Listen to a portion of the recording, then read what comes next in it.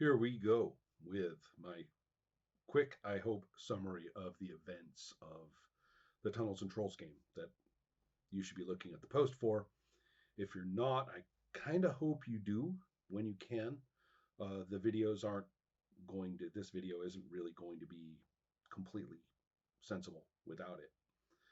Well, it's also super hard to talk about this without over explaining it as I go. So, session number one, we have, of course, our three players, each with their two characters. We have arrived at the place that I described in the post. We have enough prep. I have enough prep to run with my secret spider temple down below and my bandits using the mountainous area, but they've got wrapped up in the creating kind of a cult in their cave, right, or in a cave up at the top. So up top, down below. Two groups not really integrated with one another, a little antagonistic toward one another for sure. All right. Upon arrival, our heroes are a distance away from this mountainous structure, and they decide how they want to approach. They do so in such a way that the bandits see them, and then the first encounter is actually not even quite on the map. It's in the fields and areas that are a little set off from it, and it begins with bow shot. We have a longbow on our hero's side and short bows on the bandit side, and that leads to two interesting phases.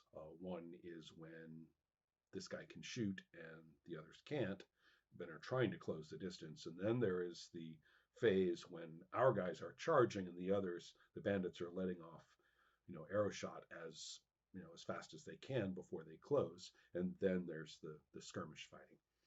So this quickly taught us all a lot. The players quickly picked up on, how these different things are done, how statements relate to when you roll, and all sorts of useful things.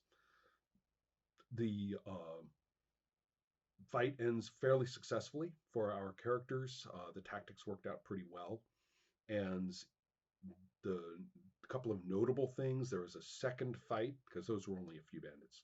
The second fight was much more desperate among all the pillars because the pillars send magical energy back and forth and zap, zap, zap and cause all sorts of trouble. And the bandits know about that. So they're trying to manipulate the player characters into getting zapped while they fight. And so that leads to discoveries and, events during this fight. But one thing that's quite notable is that as the bandit chief is running up the road to warn the monster, to tell the monster who lives on the other side of the mountain, come on down, do your job, fight these guys. The archer guy, the archer character, spots him and takes him down with a bow shot of considerable. You got a lot of doubles on that saving roll and considerable sum, and actually manages to nail the guy and drop him right there on the path. So the monster doesn't get, called down to fight them this time at this point. So that was the end of the first session. Lots of discussion at that point, begins a little bit. They're like, all right, we made a good start. What do we do? That was the end of the first session, and we end up in the second session, which, as often happens, the appearance of a player whose participation is not very serious ends up having long-term consequences long after that player has wandered off. It's an interesting phenomenon that I've witnessed many times and will ponder a bit.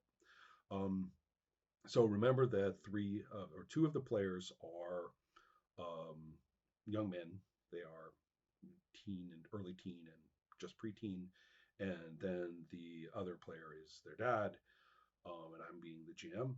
And so then an adult player comes in who is basically going to sit in and play a little bit, and it seems cheerful enough.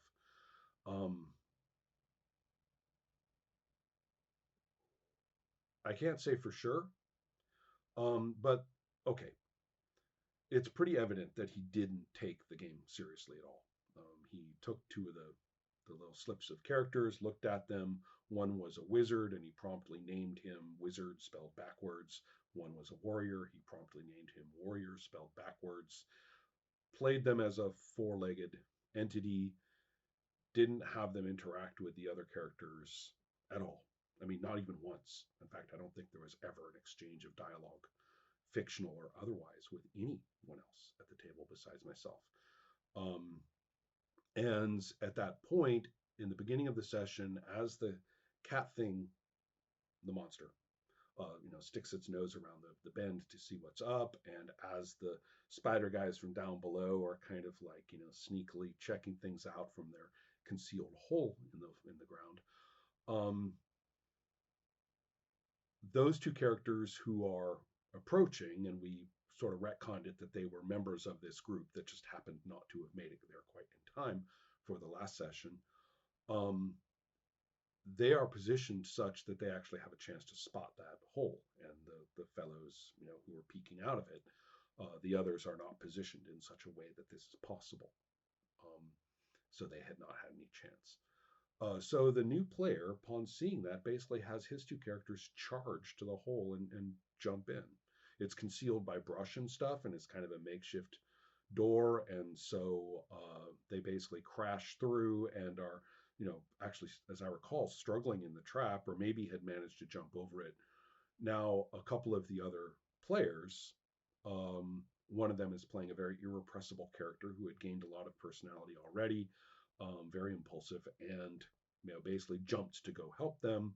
So we had several of the characters just kind of follow along with them, buying into the idea of, oh, our friends are here, and look, they saw something dangerous.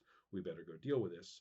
Meanwhile, the other characters rather have started to interact with the monster who's peering at them from around the corner and wondering what's up. And why is the fellow I made a deal with lying here with an arrow in him? Is my deal still on? And so there's these two events occurring. They both have kind of an interesting effect.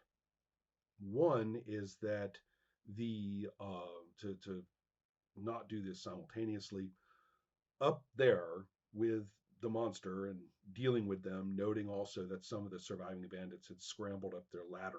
You can find the ladder spot on the map if you look. Scrambled up their ladder and had pulled it up after them, and were kind of preparing up there.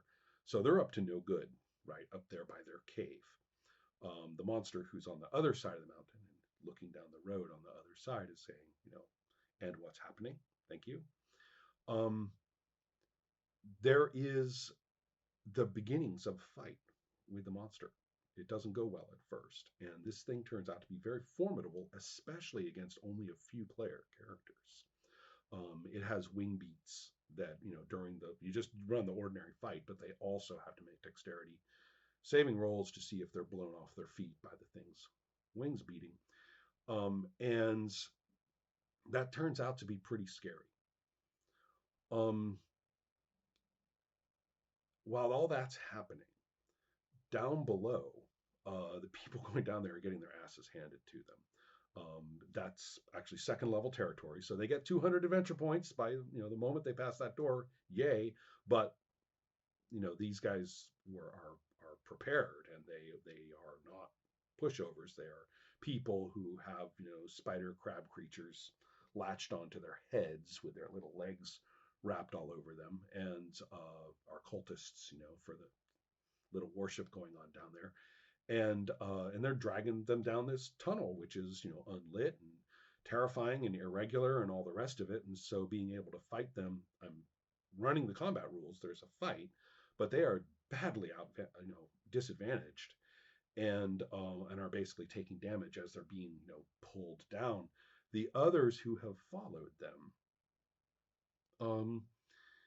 they geez, I'm really taking a long time. Okay, long story short, these two characters, the two new ones, are dragged into this temple area.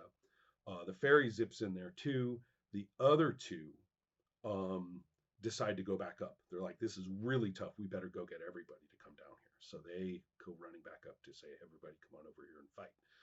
Um, and downstairs, the fairy's luck runs out, fails to be stealthy for the first time, and gets hypnotized by the spider priestess. And so we end the session with the spider priestess like looking at the fairy like, "Ooh, what shall I do with you?"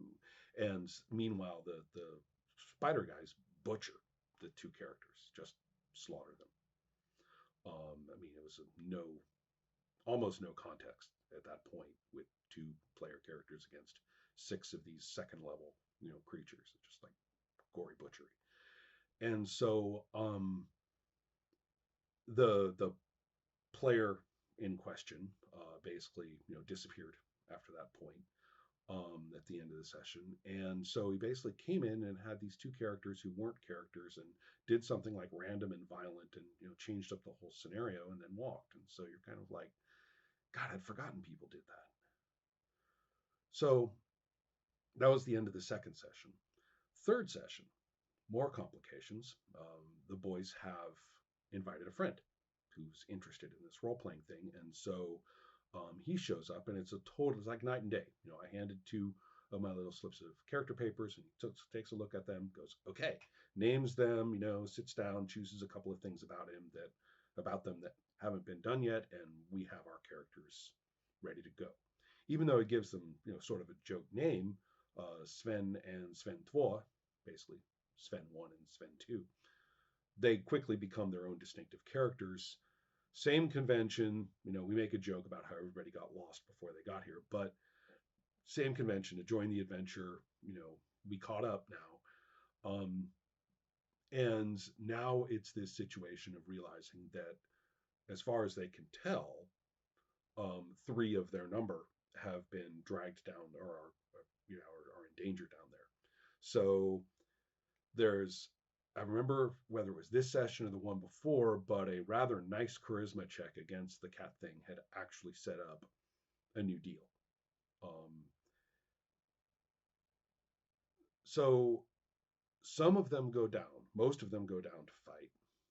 There's still a little bit of negotiation and discussion with the cat monster, and a little bit starting to worry about, okay, so what are those bandits up there now? What are they doing? We've sort of given them some breathing space. That's not good. So they're kind of thinking about how to tactically manage the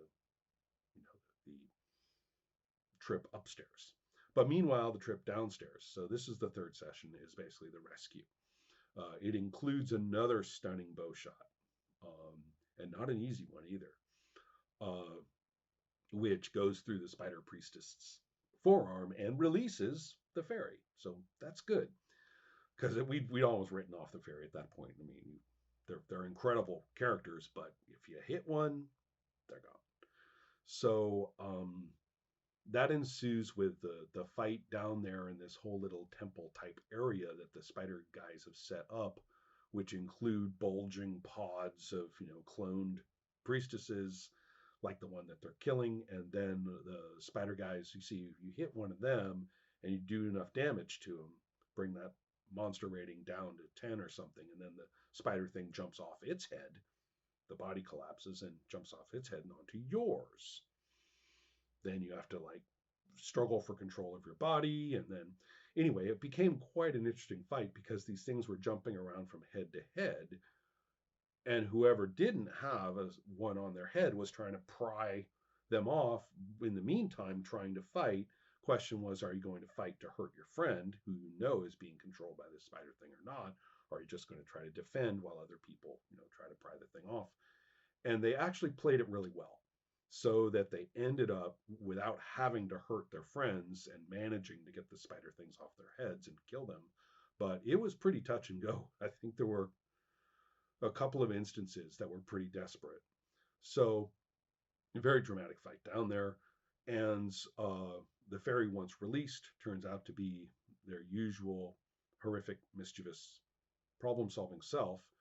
And they actually managed to defeat the priestess, who, in her rage at the end, overdoes the magic that she's calling up from the divine half god below.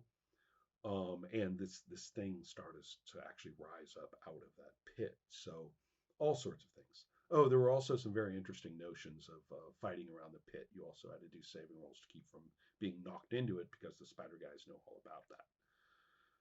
Well, anyway, that whole session was the rescue, effectively.